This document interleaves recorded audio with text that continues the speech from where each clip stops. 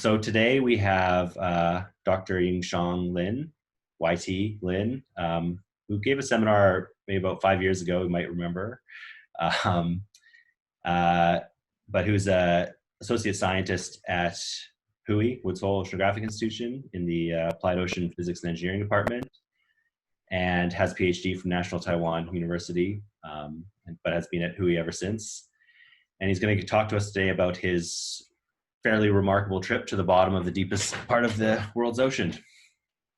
So go ahead, YT. Okay, thank you. Yeah, first of all, I'd like to thank David again for inviting me, and also, yeah, it really is my honor to share with all of you this incredible journey. Yeah. So again, I'm from Woods Hole, and first of all, I need to really acknowledge our institution and also Dam Oceanic, which sponsor this trip, and also EOS expedition organized the trip, and lastly, the Velleson Foundation funded part of my support to this trip. So the picture showing here, the left is before I dove, and right is after I dove. So today I'm going to tell you this story. So where to begin? The location of Challenger Deep. And since we are all oceanographers, I believe this is really a easy question. So Challenger Deep is southern tip of Mariana Trench on the eastern side of Pacific Ocean. And it's still quite far away from the continent, yeah, around 2,600 kilometers away. And it's 345 kilometers southwest of Guam. That's where we actually started. So the map on the bottom right is showing the very detailed bathymetry of the Challenger Deep. It actually is an elongated trench. It's about 40 kilometers wide. And you can see actually 3 pools: western pool, central pool, and also eastern pool. These dots actually indicate the main descent. You can see the western pool has 2, and the central pool also has 2. And my dive was one of them. And the eastern pool is so far the most descent occurred. The nominal depth, I mean on the ship, we say is 10,925 meters. And later I will go into the details of the one of the mission of these cruise, essentially showing which of these pool is the deepest. So I just want to quickly review some of the dives in the main kind. And first is unmanned descent by ROVs. Essentially, there are totally 3 starting in 1996. And it's made by Jamstack. And the name of the ROV is Taiku. And Taiku actually made 2 dives. And following Taiku, about 10 years later, is WHOI's Neuralus, as you see here. And then recently, the Chinese Academy of Science also sending in another ROV, Haido. And so totally, actually, there are 3 ROVs. And for crude descent, there are also 3 vessels. And started from actually the first ever mankind dive, even before the ROV, 1960. Triesta is piloted by Don Walsh and designed by John Picard. And you see in this list, It really is almost 52 years later, James Cameron dove again on the deep sea Challenger. And that's really the only two before last year. And starting last year, the series of dives made by pilots Victor Vescovo and also Patrick Leahy on the deep submersible vessel limiting factor. The one thing is very interesting is the limiting factor actually passed the certified for business carry out business dives. As you can see, listed here is 1, 2, 3 dives in 2019, and then 6 dives this year. And I talked to Victor. Actually, he's planning to planning another expedition next year. So there will be more dives coming up. So when and where did it start? Really, to me, it was an incredible story. It literally started between 2 pandemic cruises I had at Hui. So I received an email between these cruise. This cruise actually is at the Virginia offshore wind farm site. And the cruise was for deploying passive hydrophone recorders to monitor the pilot driving sound. So I received the email between the 2 cruises, deploy cruise and recovery cruise. And since I was at sea and on the vessel, which doesn't have internet, I replied the email 3 days later I received.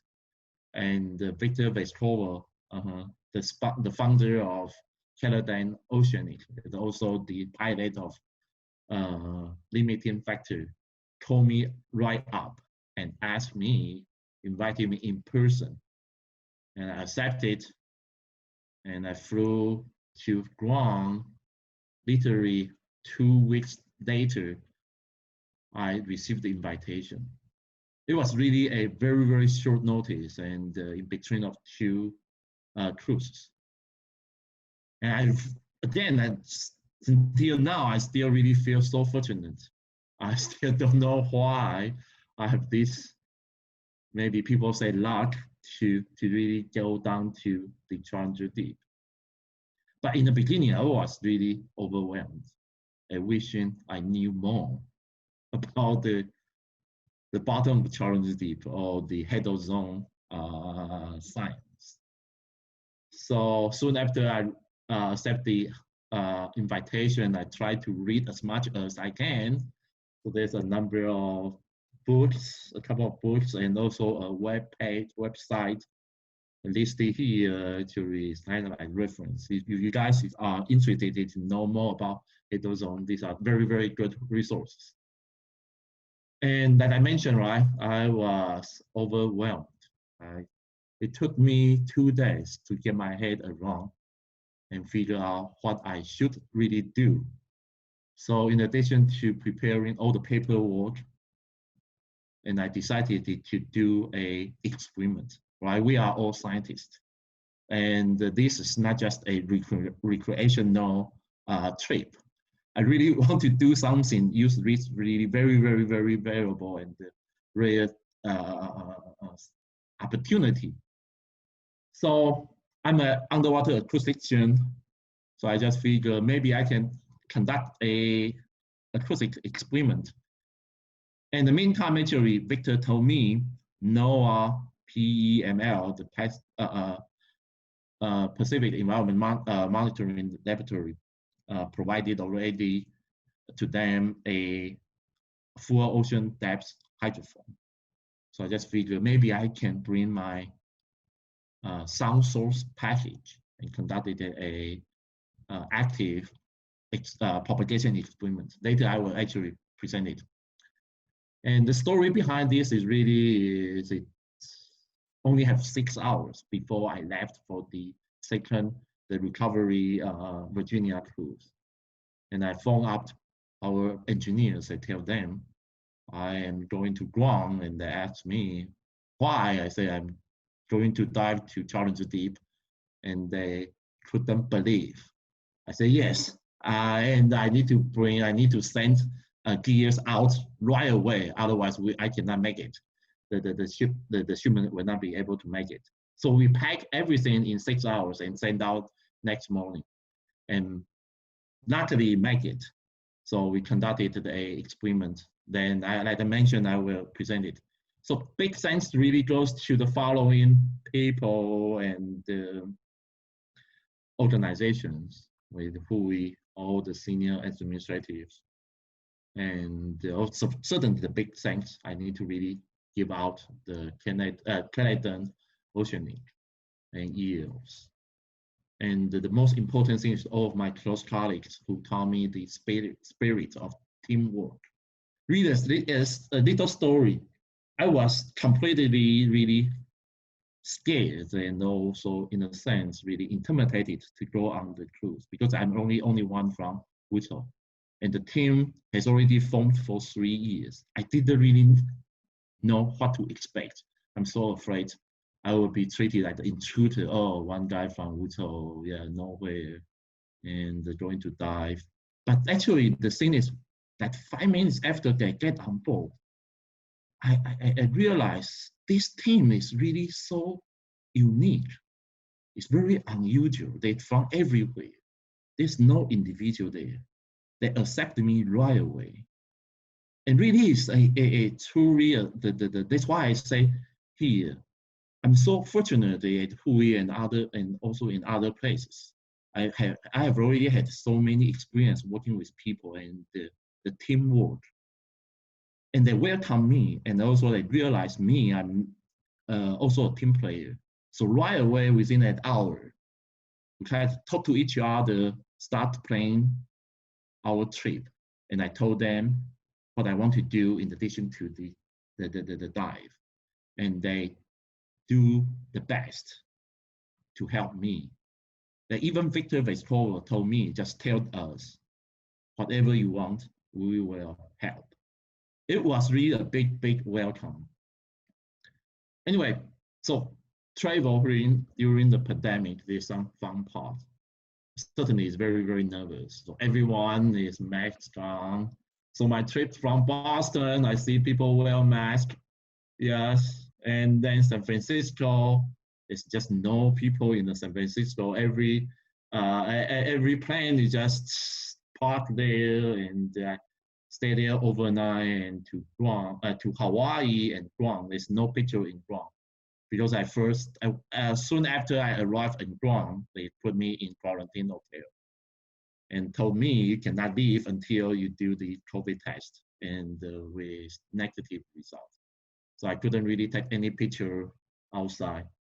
Luckily, the test was negative. So the joke is I failed the test.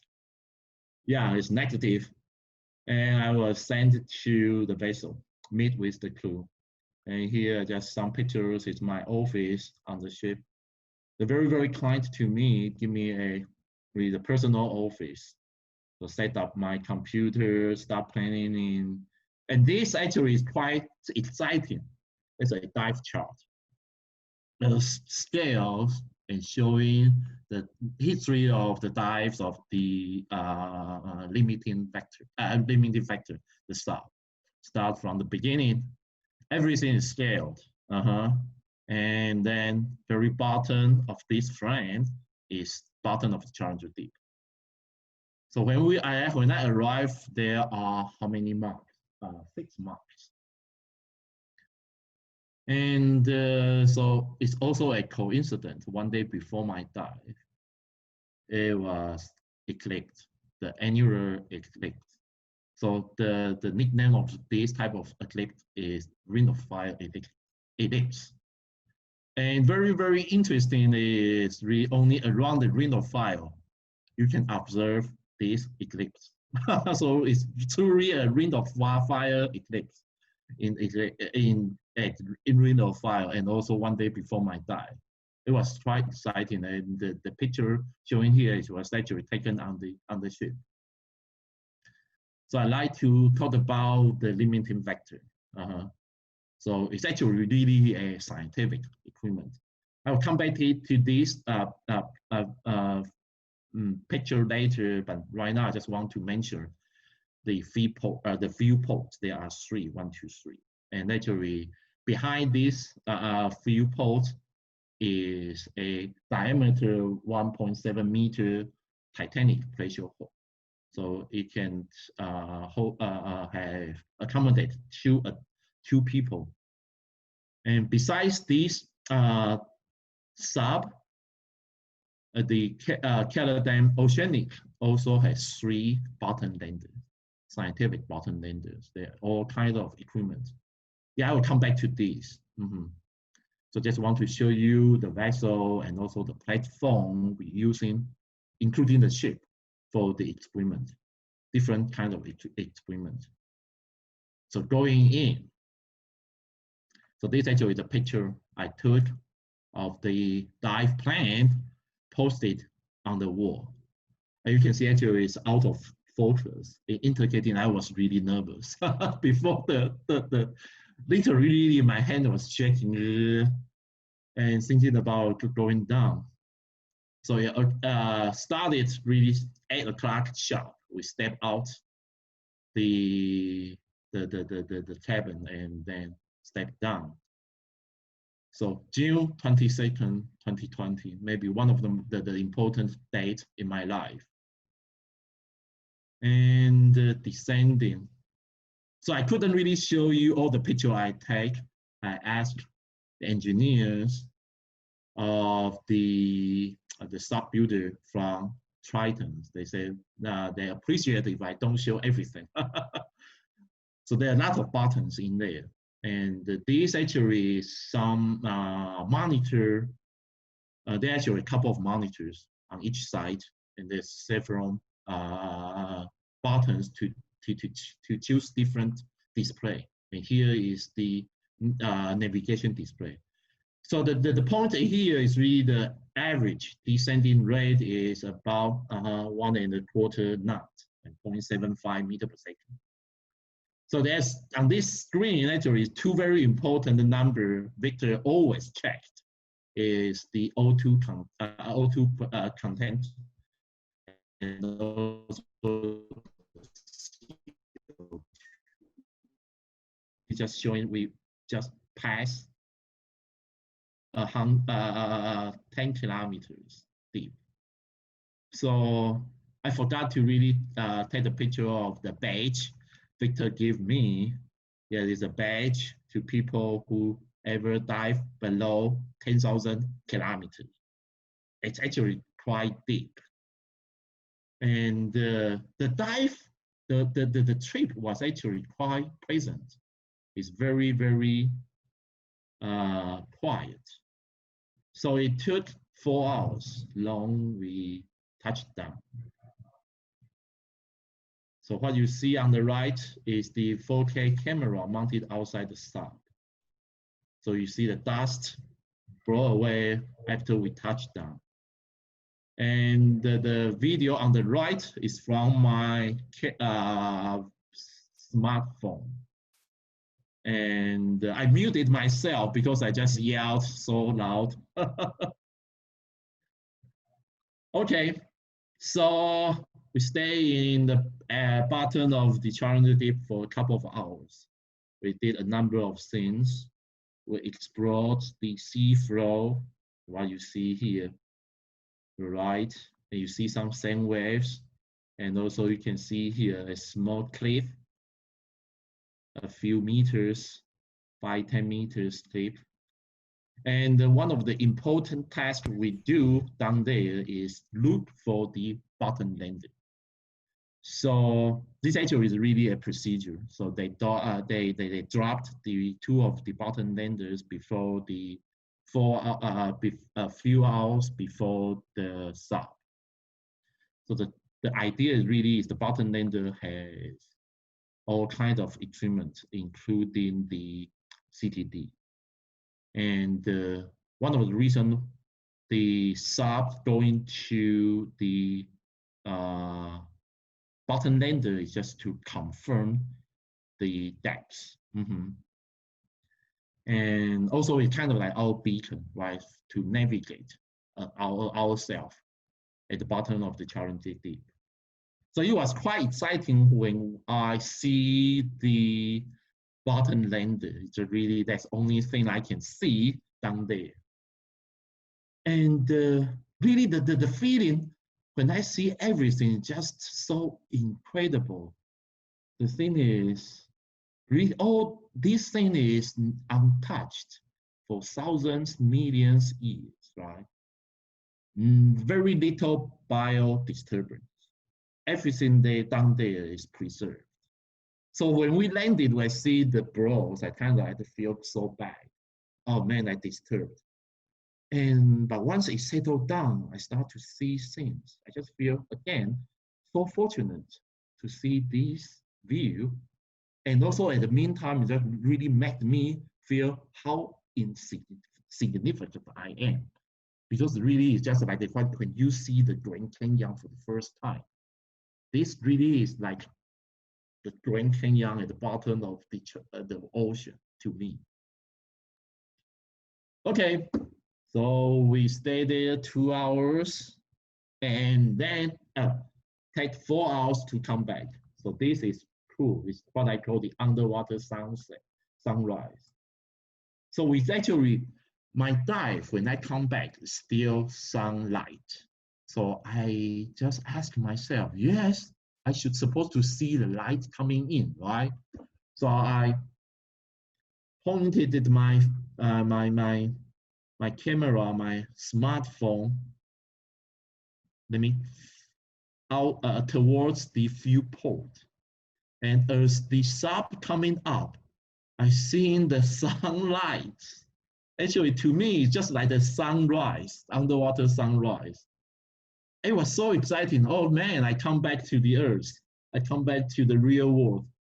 And so what you see here is all the pictures they taken during the recovery of the sub and my big V.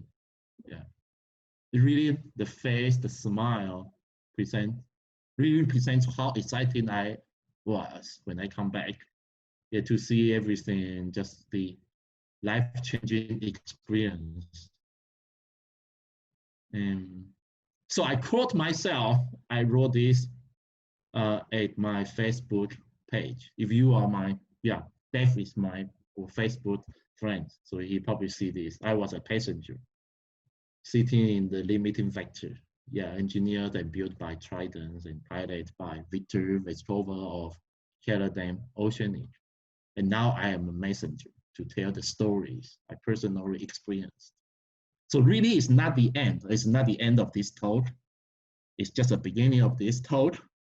And I'm a messenger to tell you the stories I personally experienced. And what are the messages?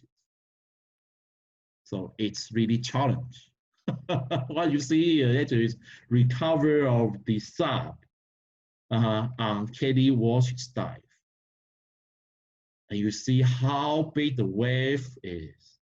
And there's actually a swimmer, who helped the recovery of the sub. And really, they're so skillful. And the pictures, the series of pictures on the right, is during my recovery, my return. So it's challenge. It's also record setting. So Casey Sullivan, a former NASA astronaut and also NOAA administrator. Yeah, she was the first woman to walk in space and also the first woman reach the deepest point on Earth. She essentially is really the first person being to space and also the bottom of Challenger Deep. So it's really a record setting. There are so many other records during this expedition were set. And I know David told me actually, Casey is going to join you and face-to-face, virtually talk to you guys about his experience. And she is really a wonderful woman. We actually, after this cruise, we overlap only one day, and we chat a little bit, and then after that we email each other, become really good friends, and I really admire her. And it's like father, like son. Yeah, 1960, one of the first persons dove down to Challenger Deep, Captain Don Walsh. And here on this bottom left picture, Don was with Victor in 2019 when Victor made the first dive, handshake. And Victor this year invite Don Walsh's son, Kelly Walsh. And Victor told us he just wants to make a story. He wants to make a history. Kelly, Don's son, 60 years later, also dove to the Challenger Deep. Yeah, and so, like I said, what's the message? It's really family, about family, like father, like son. And it's also humanitarian.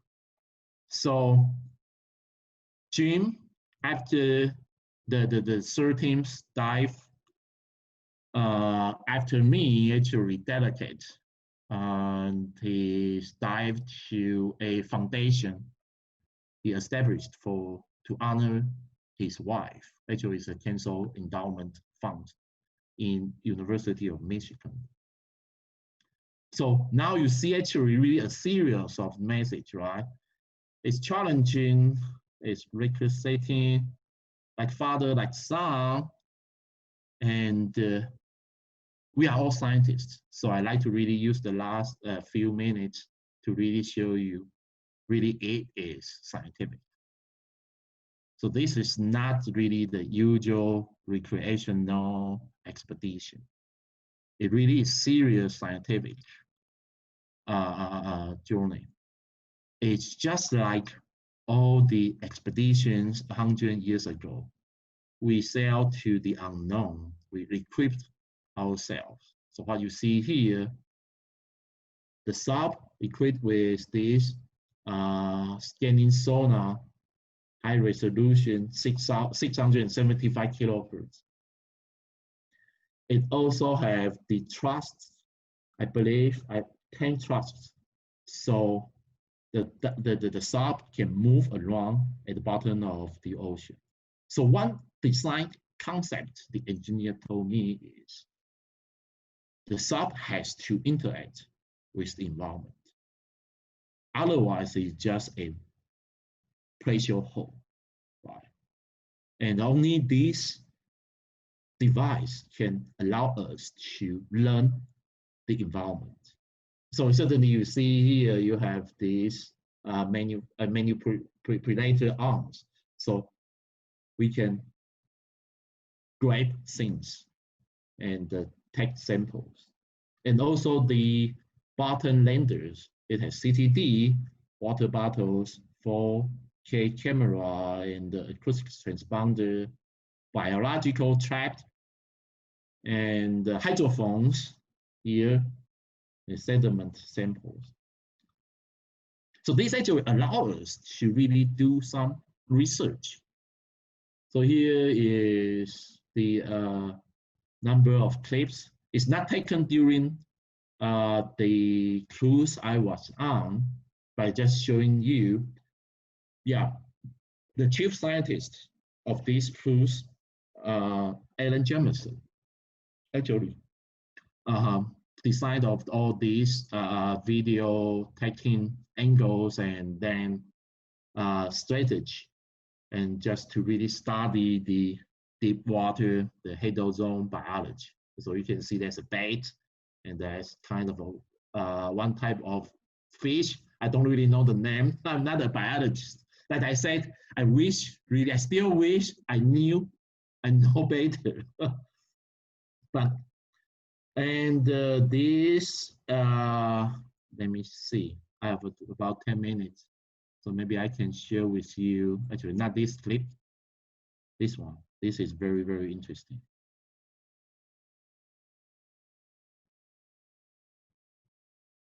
So I wonder if the fish really ever feed on the shrimp before. Really, I just wonder. Because there's no light, right? And there's some sense. And maybe they can sense the prey around, but I just don't really know whether or not this is really his first experience, because, but I guess they cannot really see anything, right? There's no light. I just wonder really how they sense it. And you see this thing is quite cool. So like I said, down there, I just become really a child because so many things I just don't know. There's so much unknown. And thanks to really all this equipment, they really allow us to study, to explore. And so let me see. I'm starting to introduce some acoustic equipment, including this multi-beam, right? So the ship, before we commission, actually, it is take it on the dry dock and install the most advanced transport multi-beam system. So it's full seabed coverage. And it can survey the whole depth in the ocean. So the purpose, one of the purpose of this cruise, and also inspector's idea is really, he wants to just confirm the bathymetry of this area. So 2019, they made one map, and this year, Victor altered the map. So the idea really is independent cross-check on two different products from two independent bathymetry mappers. So with these two independent sets, they can start and analyze the errors of the multi-beam survey results. And along with all the pressure sensor data on the bottom lander. So essentially the bottom lander, the pressure sensor data, it provides a gold standard to check for the multi-beam survey product. And like I mentioned, we also have a full ocean depth hydrophone provided by NOAA. And we conducted a series of experiments. So every time when the bottom lander was deployed, we recorded the passive sound, the ambient sound. So we do some passive acoustic monitoring. So what I show here is the spectrogram of the full deployment during the cruise. And so the bottom lander, as you can see on this spectrogram, stay in the bottom, stay at the bottom for about 2 hours, 2.5 hours. So you can see here, actually this low frequency noise, actually it's floor noise. So once it settled down at the bottom of Challenger Deep, the floor noise was gone. And then what you see here is the ambient sound record, and as well as some of the acoustic signal we transmit. For example, here, what you see is acoustic modem signals. And also here is the earthquake sound, the number of earthquake sound detected. And also on the second day, the first day we didn't deploy our acoustic source because we saw a couple of whales and dolphins around, so we just cannot transmit our signal. So the second day, one day before my dive, we did the first experiment. So what you see here is acoustic experiment signals. The frequency is low at 100 hertz, and I will come back to this. But one point you see is really the ambient sound. So one of the passive acoustics experiment, the objective is really just want to see, because using this opportunity, right, the pandemic, reduced international shipping demand period. So there were less container ship around. So essentially, it's a very, very good opportunity to answer one question: how quiet the ocean can be without all the noise. So actually, what you see here, the first 3 days, there's a AIS, we check the AIS data. There's just during this deployment period, there's no containers around the site within 100 kilometers. So it's just really like I said, an opportunity to see how quiet the ocean can be. And on the opposite, so the last day you see actually there were a couple of container ships go by, and right away we get the answer we want to know, right? So without the container ship, the ambient, the environment down there at this low frequency, the noise level can go down to as low as 55 dB. When I see the data, I was so amazed. I never really ever record ambient sound down to 100 hertz frequency band to 55 dB. And once soon the container ship comes in, the ambient sound just boosts up. And so that's the story about the passive study on how quiet the ocean is. And I like to draw your attention to this couple of earthquake sound. And this sound, we search around on the USGS database. We found a candidate earthquake which generate the T-phase sound and propagate to the location of Challenger Deep. So the calculation was we know the epicenter from the database, and then we computed the theoretical arrival time of T-phase, which is compressional wave propagate, the part of the seismic wave propagate in the water column. And then the theoretical arrival time from the epicenter to Challenger Deep, just matching up with the arrival time observed on the hydrophone. So this actually is really one of the one possible. We still consider it possible.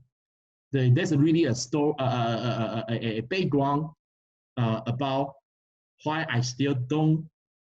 I'm not 100% sure if this really is the earthquake produced, the sound came from.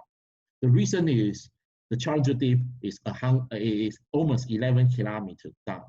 It's way below the conjugate depth of the sulfur channel, right? So for long distance propagating sound, we know all the energy is trapped in at the sulfur channel. And then, so the thing is here, we get these strong signals down in the Challenger Deep. There's only really one if the signal is coming in from the sulfur channel. It must be some scattering mechanism on the way, so that this trapped sound can scatter, can propagate down to the Challenger Deep. There's still really something we are figuring out now. So working with a couple of colleagues from CTBTO and also friends, we worked together at Hui before. So the last few parts of the slides is about the acoustic propagation experiment. So I use the latest Lubell low frequency sound. It's amazing. the center frequency is 110 hertz, and the source level can go up to 170 dB. And the size of the transducer is just a basketball size. I literally put it into my hand carry luggage and take it to go onto the cruise. And you see here, I have we had a monitoring hydrophone attached to it, and also the pressure sensor. And it's lower from the tail of the ship, and then towed behind it at about 2 knots. And the source signal transmission station is inside the ship, and it is timed by the GPS clock. So I know exactly when the signal was transmitted. And this really is another story. So the people on the ship first see this small transducer and ask me, what's this? I say, sound source. And they say, how powerful this is? I say, 170 dB. And how low? I tell them, and they ask me the next question is, what's your amplifier? Because I only have a small case. And I bring my car amplifier. They couldn't believe I drive this with car amplifier and also a car battery. By the end of this experiment, the car battery still have only still have 50% of the power. It's just really showing you how power efficient of these sources. Very, very, very, very good sound source. So we made one thing, the vertically longest sound propagation experiment ever. So this actually need to be revised. The transit is just right on top of this the hydrophone. So in this experiment, we measured the direct path and the one bottom box, the direct path, the dark, the black path, and also the one bottom box, the blue path, and even the second bottom box, along the red path. 3 bottom boxes with 170 dB source. And it was just amazing. Now, why we can detect it? Because the ambient is so quiet. It says no other sound. You might ask, how about our self noise? The ship pressure drop was a submarine hunter, towing a long array. And the design of the sub was quiet. It has to be quiet. So actually, there's something that I didn't really mention in the spectrogram. We were around the area. You don't actually hear our signal. You don't see much of the signature of the ship itself, except there's some narrow beams. See, for example, these beams, narrow tones. At low speed, the tones show up. The tone is from really the ship. But when it picked up the speed, the tone disappeared. So I asked around. They say, yes, this ship has the optimum cruise speed and literally really zero cruise transmission. I shouldn't say the zero, a very, very minimum. So it's allowed us really conducted this experiment and getting these multiple bottom boxes. The objective of these multiple bottom boxes can really, one thing I want to do is determine the reflection coefficient of the bottom and to figure out really what, in a sense, the sound speed is in the bottom. That is the kind of like important parameter for us to do some acoustic prediction. And I will not show in much too many details. And okay, 30 minutes into 45, 30 seconds into 45. So again, back to the question, what are the messages, right? Scientific, it's challenging, it's record setting, is really like father, like son, humanitarian, and it's friendship. Really is I told everyone there, diving down is just a bonus. The most incredible experience I have really getting to know all of these people, the wonderful people. And so thank you. This really is my honor to share this incredible story with all of you. And I'd like to, if you have any question, you can just speak up. David. Yeah, if anyone has any questions out there, just chime in. Yeah, I was wondering if that T phase seems very unlikely that you would detect it through the water. But I was wondering maybe you could learn something about the minimum detection level of the USGS. Maybe it's a very close but very small earthquake, right?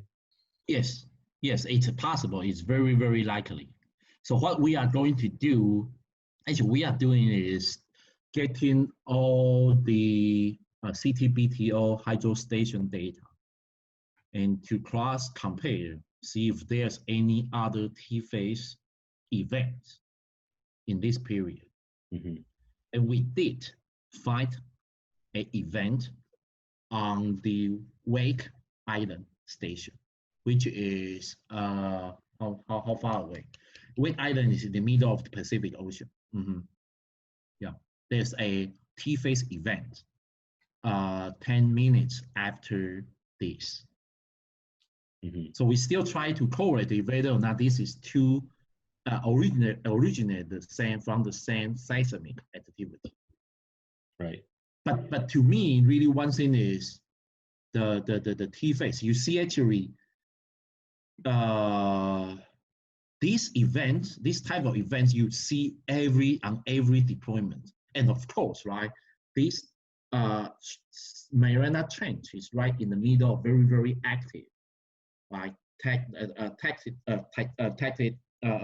activity area. So there must be a lot of seismic waves generated, and they can convert it to the T phases. And the hydrophone is placed about 1.5 meters above the seafloor, right? It's kind of isolated from the seafloor. So what we see here, I really think is acoustic signals. It's not really the displacement of the seafloor due to P phase or S wave. Mm-hmm. Mm-hmm. Are there any other questions out there? Anybody? You can raise your hand or you can just unmute yourself and speak. Hanson. Hi, yeah, this is Hanson. Hanson, how are you? Hi, YT. Thanks so much for sharing. That was such a cool talk, and what an amazing experience. Yes. I was just curious, looking at your some of the spectrograms you showed with the bottom bounce data. It's incredible. I was curious too if you saw some anything that you attribute to the 3D effects of the sound propagation, because that must be pretty extreme in bathymetry like that. Wow, yeah, you asked the right question. So I'm actually working on a paper right now here, and 3D effect. So I think I figured out really the bottom property, so I can really set up a propagation model with confidence. So this model is this. So I want to really figure out what's the lessening coverage of this hydrophone to the container ships. Yeah. So I made this calculation, and this actually answers your question, the 3D effect. So on the left is bathymetry, and the circle, the radius 100 kilometers. On the right is 3D PE. PE method is actually approximation method to solve the wave equation. And what I used, the method used here allow 3D propagation. What I mean is really in this algorithm, it allows sound couple across atoms. Okay, So the 3D effect, learning from the bathymetry, is really along the trench, along the deep, has the most significant effect. You see here, these wiggles, right? If I can zoom in more, this interference pattern, without 3D, you actually can imagine it's very uniform. But with 3D, this focusing and defocusing of the sound coming from this concave seafloor, right, produce this very unique interference pattern. And also one thing you can see, noticed is this circle is usually what we call the convergence zone, right? And the convergence zone also follow the bathymetry. It's elongated. And the convergence zone, the overall pattern, I don't think is really 3D. Yeah, but the details is 3D. So the answer to my question, what's the resonant range of this bottom hydrophone? It answers here. so in the paper, actually, what I'm going to do is really, I got the AIS data, and then I'm going to confirm from the received signal here. We know that there are two ships present in this during this period. So that will give us opportunity also to confirm the propagation model. Thank you for this question. Yeah, it's very, very good. I hope I answered. Thank you, IT. No problem. Is there anyone else out there? Yeah, Dougal here. Hey, YT, yeah, thanks again. This was a great talk. You talked about the 3D effects of propagation, but I'm wondering if you've considered the directional effects of the source. For instance, you pointed out the acoustic signature of the vessel at 100 hertz. So 100 hertz, if this is a Russian-built ship, that's probably from your diesel generator. And that's a notoriously this directional. This actually is not Russian built, it's Nope. US built. Okay. Well, that throws that theory out the window. But yes. But do you think that the directionality of your source could have any impact? Actually, the source is omnidirectional. The source is like the size of basketball, yep, and 100 hertz. The wavelength is just way bigger than the source. So really, you can consider it's a point source. And the manufacturer, Rubel, also made a calibration. It is omnidirectional. And one thing the directivity can come from is Loi's mirror effect. So that's what I show in my paper. I didn't really do showing in the talk, which really meant to be general science. And so I present something here. Okay. I didn't mention why I pick source depth 5 meters, because the Loi's mirror effect. If I place it too deep, you will see all these beams will show up, right? So this, you will have the beam pattern effect from the Loi's mirror. So the reason why I choose 5 meters, because I really want a uniform insonification of the underwater environment. Yeah, so very, very good question. Yeah, we thought about that. So you can see by dimension, my center frequency is 150, and 5 meters, that's really the beam pattern of the Loi's mirror effect. And you see the beam is big, you don't see these size small beams. Very good question.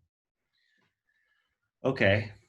Well, maybe we'll just leave it at that, YT, since we've had quite a lot of your time. So thanks a lot for sharing this. It's been really, really interesting stuff and really exciting as well.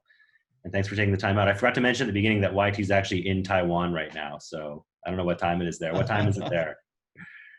It is 20 to midnight. Yeah, so we better let you go. So yeah, thanks a No lot. problem. Okay. Yeah, it's really my pleasure. Thank you, David, and thank you, everyone.